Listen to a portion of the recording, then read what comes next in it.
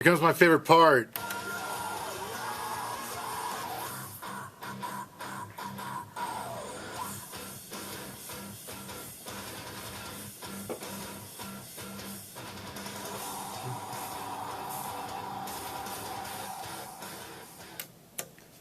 I'm not a businessman. I am the business man. Because I am Daniel Diesel. And this is this show where Ohio throws down. Ohio is on fire, doing it strong for 7 years now, I believe. A very long time. I'm here live here in Dayton, Ohio from the campus of Wright State University. It is on tonight. I got special guests later on, and Henrique Couto. He is a very great indie horror music and movie director. Well, he makes music and he directs movies and writes the movies. And he makes it on a very low budget, but he is awesome. He's got an awesome mustache, and he's a great dresser. He's going to be here live on here tonight. He is, this, of course, this show is the Halloween special of Ohio is on Fire. So we're going to have some scary fun tonight as we wait for Henrique Couto to be on tonight. And I got some things go off my chest throughout the world of media and other things. And of course, we're playing some cool music tonight. So since it's Halloween this weekend, I kind of made myself a Halloween mix, which some people may not think it relates to Halloween, but I kind of think it does. So enjoy. I think it's going to be awesome. But anywho, last week was a very special day for fans of Back to the Future. Last Wednesday was October 21st, 2015. For those that are familiar with the Back to the Future Part 2 film, the characters Marty McFly and Doc Brown, they go to that time in the future to go on a little adventure. And when they were in 2015, a lot of things are predicted in that movie. That's quite interesting. And I'm going to wave that with my friends and fans, so I love that. People at home can't see it, but millions of people wave at me through this little glass window here, so I feel the love tonight. Anywho, about Back to the Future Part 2, they predicted a lot of things, like there'll be self-tying shoelaces, the Cubs was going to win a World Series, and what else? There's going to be some form of an iPad where you can watch movies on a little tablet, and of course that came true. I really loved that movie growing up because it was probably 1990 I would watch this on TV as a little boy, seeing all these things and thinking movies were real because you're a little boy, you don't really know any better. And I got to thinking, wow, I can't wait to 2015. 2015 is going to be the greatest. We're going to have flying cars. We're going to have there's going to be this 80s cafe where soda just comes out of a tabletop, and then you have Ronald Reagan and Michael Jackson talking to you for a TV screen. Now,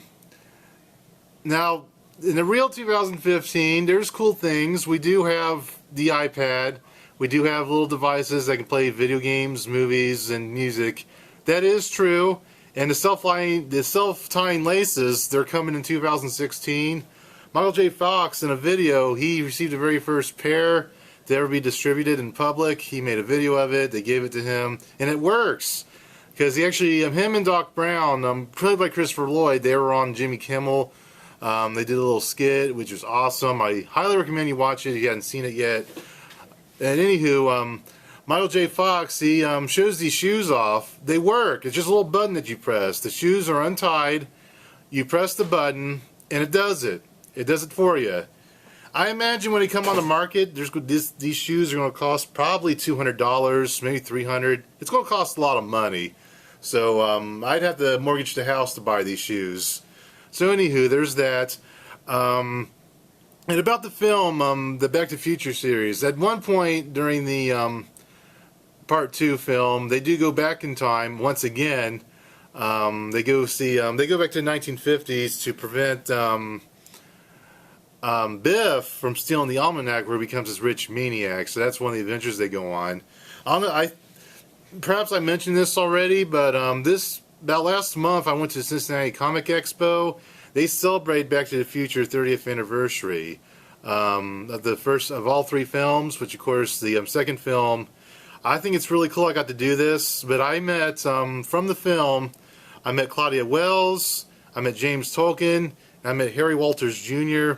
I met all three of them, and about a month away from when the dates of these events took place in the Back to the Future films. So that just blew my mind. I know I had James Tolkien. He signed a book that I had. I told him to call me a slacker, and he wrote it on my book. He says, "Daniel, you're a slacker, Daniel," and I loved it. It was awesome. That just blows my mind. Like, it's almost like I attracted that in my life for some reason, because one of my favorite films would be the first two Back to the Future films. Not so much the third one. It was okay. I'm not a big fan of westerns, and that was a western-themed film. But the first two are quite excellent. And in the actual year 2015, I got to meet several of the actors, and a lot of predictions came true for 2015. The Cubs will not be going to the World Series. They were in the playoffs. They came really close. They lost out to the Mets. So it's going to be the Mets and the Royals. And I have noted that for the Royals in the World Series, their first two starting pitchers, game one is going to be Edison Volquez, and number two is going to be Johnny Cueto.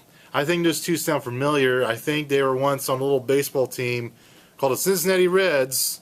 Of course, Volquez was traded to the team. And Johnny Cueto, he was drafted onto the team, and they were both excellent. Of course, Volquez hurt himself, and he couldn't quite get it together when he came back to Cincinnati, so they dumped him. They traded him away. And then Cueto, they could have kept him, but they didn't. I'm getting waved by my... See, I have my camera. When people wave at me, I can't film them, but people wonder why I wave when I'm on video. But anyway, I say I got millions of fans wave at me. They just run by this hallway. I don't know why they're running down the hallway, but they stop and wave, and they continue running down the hallway. It's amazing. So I feel like Elvis Presley right now. Anywho, but yeah, those two, I mean, I guess personally I'm happy for those two. They are making their dreams come true. I really, really wish they would have done it for the Cincinnati Reds, because right now the Reds are in bad shape.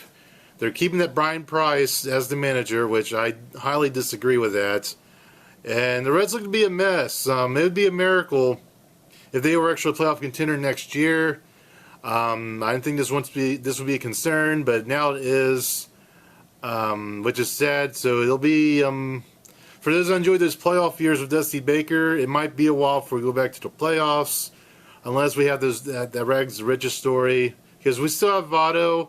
Maybe he'll bat 400. Maybe we can actually trade someone that's as good as him. We have a good hitting lineup. Maybe Billy Hamilton can hit 300. I don't know. But I'm gritting my teeth on what's to come for that franchise. But at least the Bengals are awesome. At least the Bengals are still undefeated, and they might go to the Super Bowl. So they're good right now. I got to focus on them. They might be good for years to come. Let me tell you about some haunted houses in the area, because this month has been a scary month. Of course, people celebrate Halloween films, being that it's the month of Halloween. Right here in the Miami Valley, there is a handful of haunted houses you can do this weekend. After this week, they're going away, but there's a few places that I was able to come up with. We got the Riverside JC's. That is over in Riverside, Ohio. It's kind of small and intimate. From what I heard, it's not very gory. Well, at least fake blood anyway. They don't use real blood. It made it sound like they use real blood or something. But, anywho, hopefully I was looking at my mic started buzzing. I guess my mic's fine. I had to stop for a moment. Alright, mic is good. Well, yeah, Riverside JC's is an intimate, haunted place. I think it's geared towards more of the family. There's also Nightmare on Valley Street. And that's over in the greater Dayton, Ohio area. So I heard that's pretty scary. So that's going on this week. Nightmare on Valley Street. Just head over to Valley Street, and there it is. And then also you got Land of Illusion over in Cincinnati. More so Miamisburg, Ohio. There are 6 different large haunted houses. It's a lot of money per person. I believe per person it's $20. And now, if you're by yourself, that'd be okay, but if you're bringing the whole family, you gotta pay for the little children, and that could add up pretty quickly. You're talking over $100, and but it sounds like fun. Like I said, if I can ever get over to Middletown, I think it's Middletown. I think it's in Miamisburg. It's actually Middletown, Ohio. If I can ever get over there, It sounds like a lot of fun. The website looks pretty scary. Just go over to landofillusion.com. That's a website to visit and find out all about it. And so there's that. So shout out to anyone that's going to any Halloween costume contest, any haunted houses. It's the week for it. I might check one out. I'm not sure. And of course, I want to talk about silly holidays. Because I guess the Back to the Future holiday is kind of silly. It only happens once every 30 years, perhaps. It won't happen very often. But there are other silly holidays that take place every day around this world. And these are real. And there's two that's taking place today here in America and around the world. The first one is Navy Day. And so if you served in the Navy, past, present, or you plan on doing so in the future, I mean, you just tell people, hey, I'm going in the Navy. Today's your day. And to celebrate Navy Day, I'm going to do 20 push-ups. I'm going to do it live right now on this mic. So check it out. Hold on a second. It's on. All right. 1, 2, 3, 4, 5, 6, 7, 8, 9, 20. Yeah, I did it. I did 20.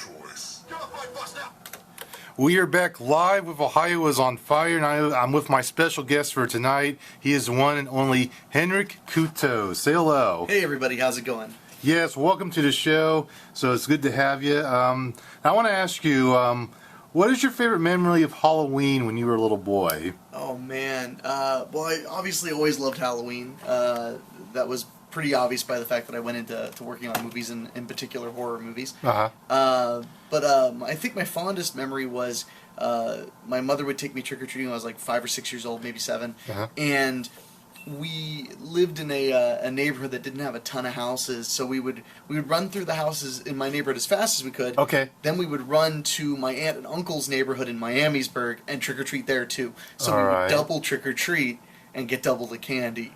Wait, so would you like walk on foot, or did you have a car to help you? Well, we would walk on foot back to the house, and then we would drive over to Miamisburg. Oh, okay. Oh, as fast as you could. That's awesome. I should have thought of that. I think all that candy I would have gotten. A lot of candy. Well, anywho, now you serve a bit of a double thread. Not only have you made indie horror films, of course you've made other films. You've made music.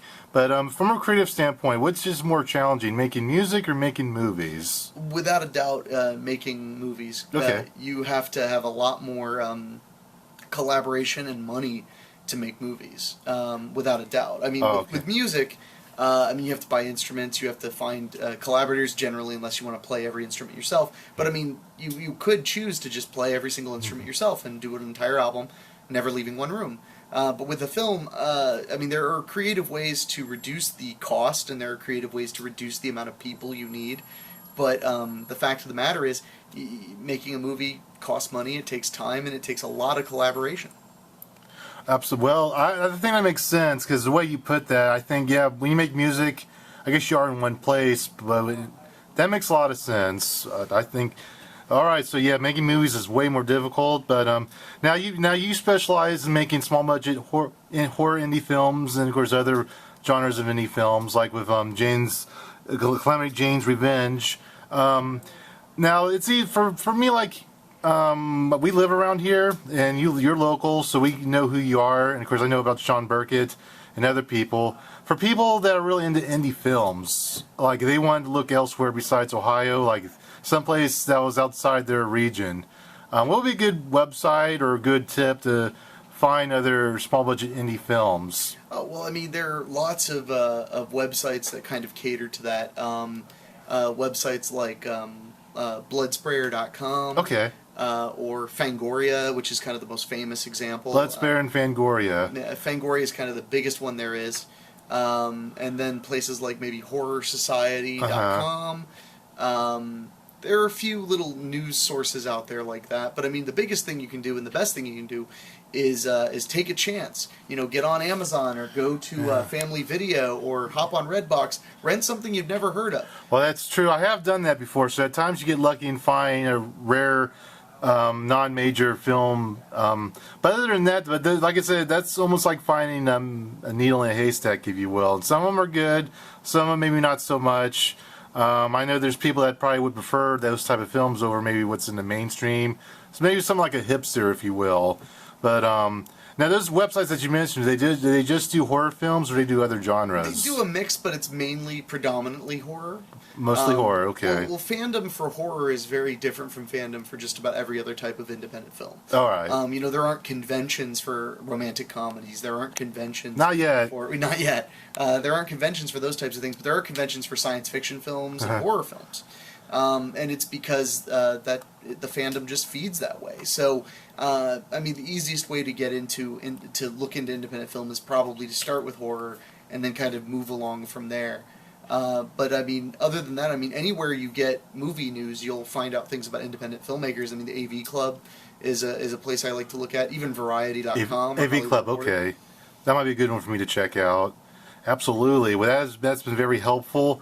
Now, one of the films that you made several years ago, Babysitter Massacre, it's considered to be a cult classic around here, and for fans that love indie horror. How'd you get the news that people watched this movie and they enjoyed it very much? What was your first feedback on this? Well, I'm very flattered to hear it called a cult classic. I mean, it's only a few years old, but I knew we had something on our hands with Babysitter Massacre because when we held the world premiere at the Inglewood Cinema, we came incredibly close to selling out all 298 seats in the theater. All right. That's a lot of people. I mean, when you look at a theater and you see it half full, you think like, well, that's a lot of people. When you have 250 people in a 290-seat theater, I mean, people have to sit next to people that they don't want to sit next to. Oh, it's I agree. a very different experience going to an actual packed house. Because, you know, the average movie screening is 1/3 to maybe 2/3 full at most.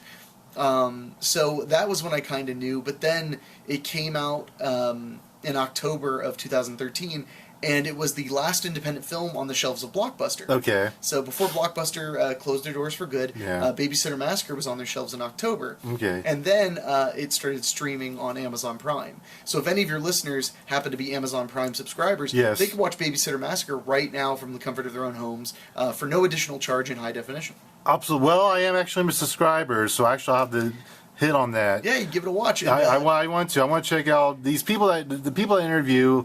I have a big IOU list at this point, so you're on my IOU. But since it's free, I'll love to watch it. Actually, I might do that this weekend since it's free. And it's a Halloween movie. Because there's another film by Sean Burkett. It's called Don't Screw in the Woods, and that's not what's really called. I got to rent that when it comes out, or not rent it, but buy it from him.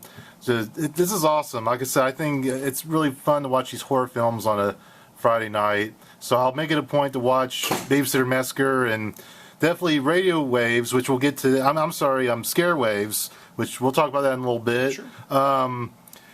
Of all the independent actresses that you worked with, or you heard of that you haven't worked with, who is your favorite? Do you have a favorite? A favorite of the ones I have or have not? Either one.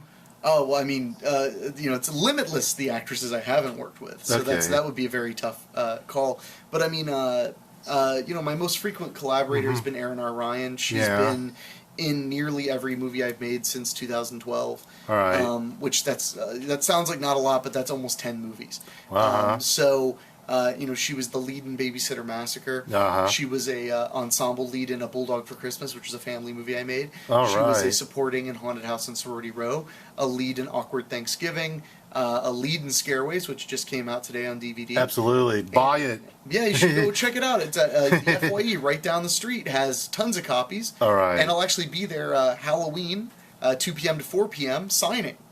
Awesome. At Well, the Suncoast FYE at the Fair. I'll make note of that. I'll see if I can get some friends of mine to take me. That's awesome. It's going to be a lot of fun. I stopped by there today because they just got the movies in stock, just to kind of say hi, and they've got signs up and all kinds of fun fanfare. Well, I'm excited. Yes, but anywho, so that's a good. Who just? What was the name of the actress again? Erin R. Ryan. Erin R. Ryan. Okay, I might have to get her on my show. She might be listening. Who knows?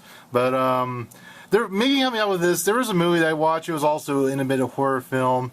I think her name was Jane. I think her first name.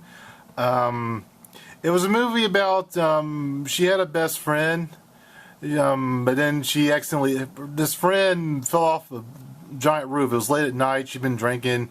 She fell off this rooftop. It was 100 feet. She wound up dying. And this made the friend the lead actress. It made her depressed. She got psychotic, and to go on revenge for her friend dying, she killed like a lot of her other friends, and she killed her boyfriend. And can you think of who this could be? Because I watched it several times and I forgot all about it. It does not ring. It came out in 2011. Oh, 2011. So it wasn't an old movie. Yeah, it's possible that I did not see it. Okay. Because I've really only in the last 2 years been able to adamantly go to the theater and rent movies. All right. Those were during my 2011 was during my super poor days when I couldn't. Well, that's a mystery. Let me remain unsolved because I've forgotten the actress' name, and it was a small budget film, but I thought it was excellent. So anywho, the mystery will be solved another time. Now, earlier this year, you came out with Calamity Jane's Revenge. The star of that film is former WWE superstar Al Snow. Yes. How'd you get him to be in your film? Well, Al is a very talented actor as well as professional wrestler. I've been a big fan of his for a very long time. I reached out to him, through the way people book him for a wrestling show, knowing that he's been branching out in acting. And, all right. He's from Lima, Ohio. Yes, I knew that. So, and he's lived in Vandalia. He's lived in the Dayton area here and there. Now he lives in Louisville, Kentucky. Yeah. And I told him about the project and told him what we were thinking about doing, and his immediate response was, I get to play a cowboy, and that was really that was pretty much it. We booked a date. He came up. He played Colorado Charlie Utter, and did a very good job. And he's a highlight of that film. All right, absolutely. Now, do you watch pro wrestling now or in the past? I watched professional wrestling when I was a kid, up until probably about 2000, 2001. Okay. So you were a fan of the Attitude Era, I take it. Yeah, but I was more of a WCW kid. Oh, I liked me too, for a time. Yeah, I liked WCW way more than WWF back when I was a kid.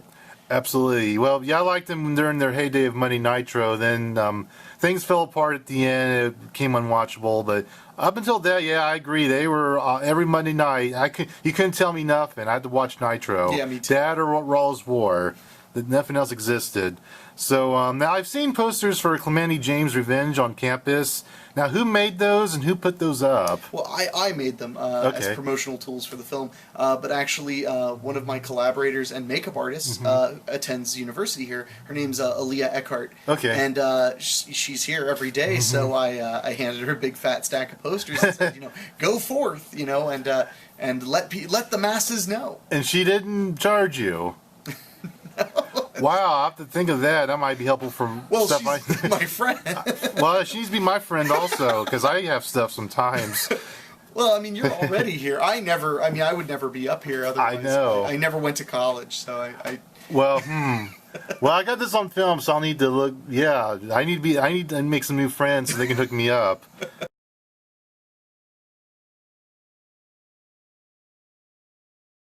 And we are back live with Ohio is on Fire. I am your host, Daniel Diesel. I'm still here with my good friend, Henrique Couto, and we're having some fun tonight here on Ohio is on Fire. He might be the second guest to ever try this, but when we do fun activities, there's usually one activity. But he wants to do a little bit of a randomized, kind of like a salad bar, if you will. Me and him is going to go back and forth with 3 different games, and hopefully it's fun. And of course, also we had some fan questions, so we'll get to that in just a moment. But we're gonna have some fun first. So the first game that me and him are gonna play is word association. Now, what it is, I'll give Henrique a noun or a person, place, or thing, and he tells me first thing that comes to his mind, and then he'll do the same to me, and that'll be round 1, and then we'll have another game. So let's go ahead and begin. Henrique Couto, I'm going to give you a word. Okay. All right. Person, place, or thing. Wes Craven. Pizza. Oh. Okay. Well, I guess he likes pizza. Well, Freddy Krueger looks like a melted cheese pizza. All right. I'm serious. That's how they designed the makeup. Well, that makes a little bit more sense. Of course, that's what I'm thinking of after I said pizza, because it was just the first thing that came to mind. That's cool. All right, now you gotta ask me one. Okay. Let's see. Pine tree. Ouch. Because when you rub yourself on the tree, there's those pointy needles. Oh, sure. Sometimes you say they smell good, but sometimes you might hurt yourself a little. Ouch. That's what I think of. All right. That was word association. So that's round one. That was great. That was historical. Up next, we're going to do an impersonation. I guess it's up to you who you want to do an impersonation of, and then I'll go next. So, who would you like to do an impersonation of? Okay, let's see. I know one impersonation I can do, which is Clu Gulager in Return of the Living Dead. All right. He was the angry guy who owned the medical supply house. All right. I can only do the one line perfectly because it's where they say, "What's in the bags? Rabid weasels." That's exactly what he says. Rabid weasels. Okay. I can do a Clu Gulager. That's about it. But if you're a serious horror movie nerd, you'll enjoy that quite a bit. One impersonation I feel like I can master right now is Hank Hill from King of the Hill. Damn it, Bobby. If you weren't my son, I'd hug you. Aw, Peggy, where's my propane? I got diabetes. What else? Whatever lines does he have? What was that friend of his? I keep forgetting. Oh, Boone Howard, you're so stupid. I swear. They find if the doctors checked your brain, they'd find nothing. Dang it, Boone Howard. All right, that's my Hank Hill. Yay! I'll pat myself on the back. All right, the last one. Me and Henrique is going to play a game of Truth or Dare. So I will ask Henrique Truth or Dare, and he will pick one. I got to think of something. So Henrique, Truth or Dare? Well, considering we're on the radio, I'm going to go with truth. Truth. That tends to be more vocal. All right. Let me think. Truth. Now I know you make horror indie films. If you got a phone call tomorrow from Warner Brothers, they asked you to be a director for a major film, didn't matter what film it was, a horror film, or and they gave you a big budget, would you do it? Yeah, I can't think of a reason not to. Okay. That was too simple. Okay. Now you gotta ask me. Okay, truth or dare? Dare. Okay, I'm gonna dare you. You have a flip video camera? Yes, I do. Dare you to put it down your pants. Oh. Okay. Okay, hold on. Okay, you got to broadcast this. All right. He's doing it, folks. Oh, it's going right by his pocket, right past the waistband. Look at me! I got my camera in my pants. I'm the camera. Around a little bit. Make sure you feel it. I'm the camera pants man. I'm the camera pants man. Most certainly. There, I did. All right. Well done, sir. Oh man. Well, people at YouTube will have a funny surprise. No, That's what I was thinking. It went to. I didn't put it. I did not put it in a place that's questionable. It was a. Oh, there's no light down Well, there. that is true. It is pitch dark down there. Okay. Well, that was fun. That was Truth or Dare. So, thank you, everyone at home.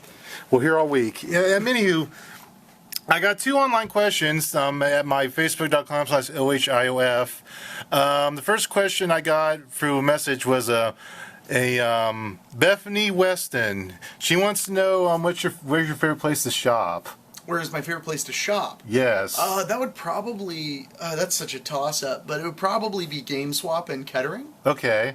Which is right by Mavericks. Yeah. I'm a big fan of shopping there because they've got great prices, lots and lots of stuff, and of course it doesn't hurt that they carry my films, which I always appreciate. Although I know where to get them, so why would I buy them there? But GameSwap in Kettering is probably my favorite place to shop in the Miami Valley. All right, another question I got is from a Paul Tyler. He wants to know if you ever plan on doing a live show of any sorts, and what he means is like you do movies. Would you want to do like a live theater show, something original? As far as like plays go, I don't really have any interest in it because I think the sheer amount of time it takes to rehearse a play is obscene. I mean, and it's tough. It's a tough job. Yeah. And I just don't see it being something I would really go for in the future. I like making the movies because when it's done, you could show it a bunch of times and enjoy it again and again. As to where the play, I just don't know if I could handle it. But as far as like doing like a Q&A show or something like that, I would totally do something like that sometime. It would just depend on which way the wind blows. All right. Now the other fan question I got, his name is Stevie Stevenson. he is a big fan of yours. He's watched every one of your films because he's a big fan. There's one film that hasn't came out yet. It's called Making Out. There's a character named Stevie. Did you name it after him? Well, Stevie Stevenson, if you're watching, of course I named it after you because you go to the movies every day. Yes. And your family died horribly, just like. Oh no. Now, for the record, that's Mike Canistero is Stevie Stevenson. He's a comedian and actor. Oh. And he plays Stevie in my upcoming romantic comedy. Was that him that called me? Yeah, exactly. Oh, he tricked me. He was playing a little joke. Although I love that his character's name in Making Out is called Stevie. I like Stevenson. Like that's his last name as well. But, well, I've been had. He tricked me. Well, thanks, Mike. Yeah, Mike. All right, but that was cool though. But anywho, all right, now today on DVD was one of your films, which looks very interesting. It's called Scare Waves. What should well, first off, I got the idea of the movie. It's about a DJ. He does scary things on the radio and haunts certain listeners in a very horrifying way. So, do you know of any real life scary stories involving radio? Have you heard any urban legends involving radio? I mean, the only urban legend I can think of involving radio has been it's been told a million different ways, but the radio caller being killed on the air. Okay. So somebody's talking on the radio, and then the phone gets like knocked down, and they hear the phone in the corner of the room, and they hear like all this screaming and violence. Wow. Or even I remember one version of it I heard when I was a kid was that you could hear like the police sirens and gunshots, like they shot the bad guy at the end. And supposedly that really happened. And of course it really happened. It happened to my cousin's best friend's grandmother's hairdresser. All right. That's always the way it goes. It's always multiple degrees of separation. Right. But that's probably the number one radio urban legend I could think of, is where the caller gets murdered on the air. All right. And they think it's a prank. And then the only other thing I could think of would be War of the Worlds. Oh yeah, that's a classic. People thought that was real. Some of some of the stories about how real people thought it were true. Yeah. And some of them were not. Yeah. So it's very hard to know. Like, yes, some people freaked out and got guns and ran to City Hall. But that's another great story. And the thing is, at the beginning of that broadcast, he let it be known that it was a play, but people had caught the show in the middle of it, and they didn't know, they weren't warned ahead of time, and they thought it was real, and they freaked out like, oh my goodness, and that's something. The wild thing is, I listened to it a few years ago in its entirety, and they actually mentioned that it's a dramatization every 20 minutes or so. Okay. And they had commercial breaks. All right. So, if people just tuned in for a moment, it could be pretty scary. All right. Yes. Now, Scare Waves is out. What should people expect from Scare Waves if they were to watch this? Well, you can expect demons, ghouls, monsters, women in various stages of undress. All right. And all the things that really make the holiday great. I mean, it's basically... I always wanted to direct my own Tales from the Crypt. Okay. Of course, Tales from the Crypt was canceled before I hit puberty, so I had to make my own. Yes. And so I made Scare Waves. It's got 4 scary stories about revenge and intrigue and lost love, and you can check it out at any DVD retailer. Really, you can get it on Amazon.com. Although it did sell out on its opening day, we sold out of copies on Amazon. All right, Amazon is out of stock. Well, do you know when more will be out for Amazon.com? Probably in the next 5, 6, 7 days. It really just depends. But they're going to get more. But you can also get it on BestBuy.com. Best Buy. You can get it at FYE stores anywhere, especially listeners of the Fairfield Commons Mall. Like I said, they have a ton of copies, and I'll be there signing them this Saturday from 2 p.m. to 4 p.m. Well, I got one question I just thought of. Now, you get distributed in these local areas. Actually, it's national. Oh, it is national. Okay, so it's every state. Do you think it's in every state? Oh, it's in every FYE store in America. All right. So how's that work? Because I like to be in the film one day. But how is it? So do you who do you call to get? Hey, I want my film distributed. How's that work? That's the hardest element of the business. Scare Waves was my 9th feature film. Okay. And the majority of my films have been distributed or will be distributed nationally and internationally. I had one of my films play television in the United Kingdom, All right. DVD, and et cetera, et cetera. But really what you have to do, if you want your film to reach a wide market, you have to, first of all, make a film that the marketplace is interested in. Yes. You have to look at what's selling, and you have to look at the trends and see what people are paying to see. Okay. And then if you make something that fits that space, you're very likely that a distributor will take it on. But from there, I mean, it's not just about picking up the phone. I mean, you need to put together, 20, 30, 40 packages with your film and your promotional material and your photos, and send it to all these different distributors and hope that one of them will give it a shot. But the distributors spend money putting your movie out, so they are weary. So FYI is a distributor. You did that with FYI. No, FYE is FYE, a store. I'm sorry. It's a store. And, a national chain of oh, okay. So the distributor that you reach out to, they have a partnership with them. And they have a partnership with the majority of regions. Okay. I mean, that's what, as a distributor, literally what that means is that they distribute the product. I so see. they find each place.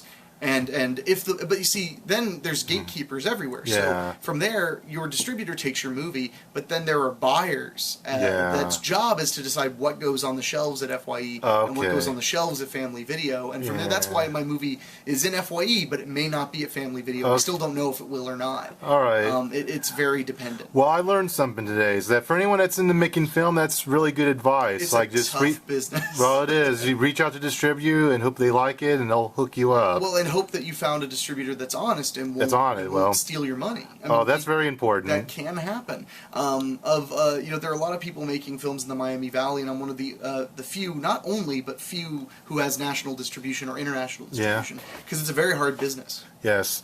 Now, I got a few more questions. What movie do you look forward to in 2016? Oh, man. One or two. You can pick more than one if you Sure. need. I mean, I don't even think that far ahead for the most part, but I know they're making a new Django movie. Oh, yeah, yes, they are. Really, really want to see. Yeah. Hopefully that'll come together next year. And I'm really excited about Ouija too. Okay. Which is being directed by Mike Flanagan. Yes. Mike Flanagan is a acquaintance of mine, and this is his second theatrical film, and I think it's going to be great for his career, and I can't wait to see it because I liked the first Ouija movie, even though it's for teenagers. I enjoyed it. So I'm looking forward to Ouija 2, and I'm looking forward to Django Lives. All right. I'm looking forward to Super Troopers 2. I love that film. So that's in 2006. That's coming? That's in 2000. It's supposed to come out August 2016. They're filming now, and on the Broken Lizard Twitter feed, they release pictures. I'm excited for that one.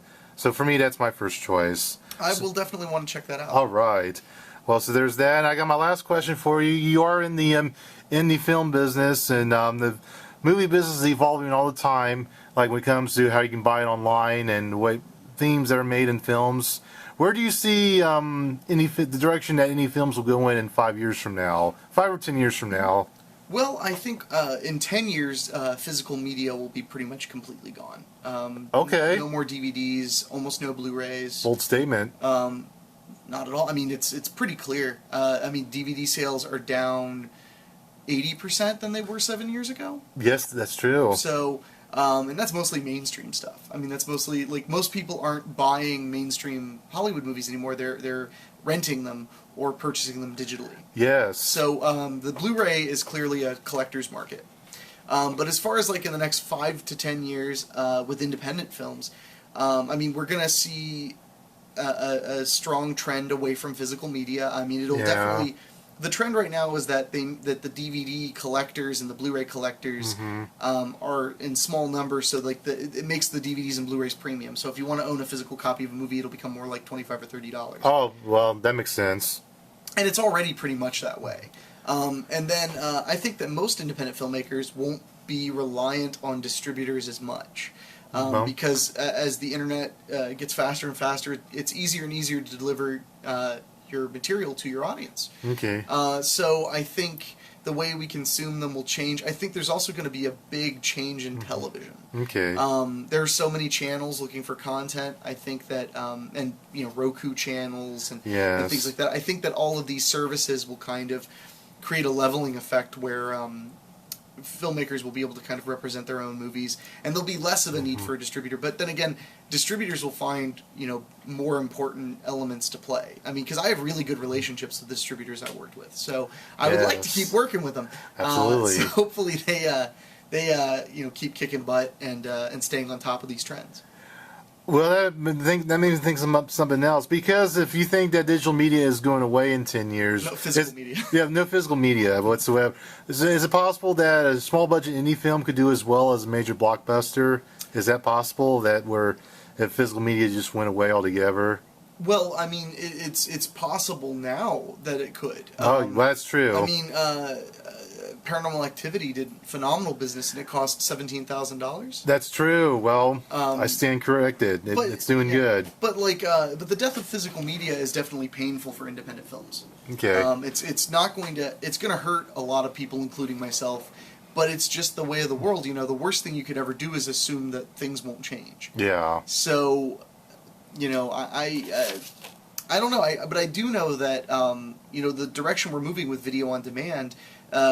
There's no finite limit to how many rentals you can get or how many sales you can get, as to where you have to manufacture a certain number of DVDs. Yeah. So, when a movie comes out on DVD, you could be like, okay, well, I know for a fact it won't sell more than 4,000 copies because that's all we have right now. Okay. But with digital, I mean, you could make a movie, get it out on Amazon to rent, and then if 180,000 people decided to rent it, you would make a crap load of money. Just like that. But that's like playing the lottery. Well, there you go. Well, it's a very exciting future for film in general, it looks like. But let me ask you, is Scarewaves, is that going to be on iTunes? Do you know? It's not on iTunes currently, but it is available on Amazon Instant. Amazon Instant. It's available on Xbox Video. Okay. It's available on PlayStation Network, Google Play, YouTube Video service, and it should be on Vudu any day now.